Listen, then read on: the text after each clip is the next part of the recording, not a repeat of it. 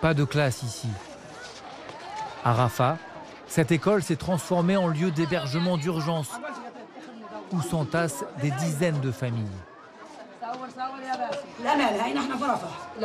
Dans cette classe, nous sommes 32 personnes. On dort à même le sol. Je laisse le seul matelas à mes enfants. Ils dorment ensemble dessus. On n'a rien. Ni vêtements, ni médicaments, ni nourriture, rien. On doit attendre les bouillies que l'on nous distribue parfois. Piégés dans ce qui est devenu un gigantesque campement où s'agglutinent 1,4 million de personnes, 5 fois plus que la population d'origine. Des familles épuisées et traumatisées qui ont dû quitter leur foyer après le massacre du 7 octobre et les représailles lancées par Israël contre le Hamas, obligeant la population à fuir toujours plus vers le sud de la bande de Gaza, jusqu'à échouer ici, à Rafah, un territoire de 150 km² cerné par l'armée israélienne. Dernière agglomération que Tsahal menace d'une opération militaire d'envergure. La principale porte d'entrée de l'aide humanitaire, bien insuffisante pour répondre aux besoins de la population. Pour l'eau, on a un puits. On se réveille à l'appel de la prière à l'aube. On fait la queue le temps de pouvoir remplir nos réserves. Pour la nourriture, c'est des conserves. Ça dépend de ce qu'on nous distribue. Si je veux acheter des tomates et des oignons, c'est 12 € le kilo. On ne peut pas se le permettre. Parfois, on se contente d'une tomate, d'un oignon et d'un piment pour presque 3 €. On fait avec ce qu'on a. Originaire du nord de Gaza, Asma al-Baraoui et ses enfants ont été déplacés 5 fois avant d'arriver ici.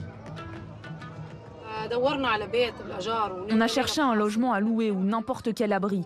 On a fini par décider de fabriquer notre propre tente après avoir dormi dans la rue.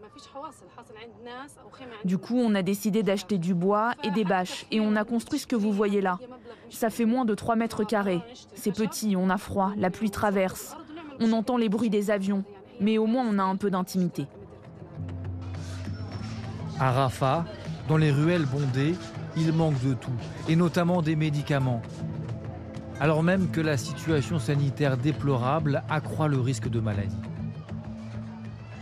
Il n'y a pas de toilettes, et s'il y en a, ils ne sont pas nettoyés, il n'y a rien. Il n'y a pas d'évacuation des eaux usées, ça a été condamné. Tout ça provoque des maladies chez les enfants. Et même pour moi qui suis blessé, mes douleurs continuent. Je n'ai pas d'antidouleur, aucun traitement. Pas de médicaments et l'hôpital débordé. Dans la nuit de dimanche à lundi, des frappes israéliennes visant selon Tsahal à libérer des otages du Hamas ont fait de nombreux blessés.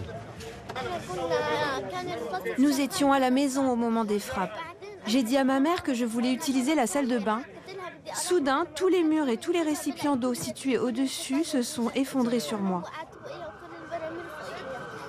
Une quarantaine de personnes auraient été tuées lors de ce bombardement, selon les autorités sanitaires de Gaza.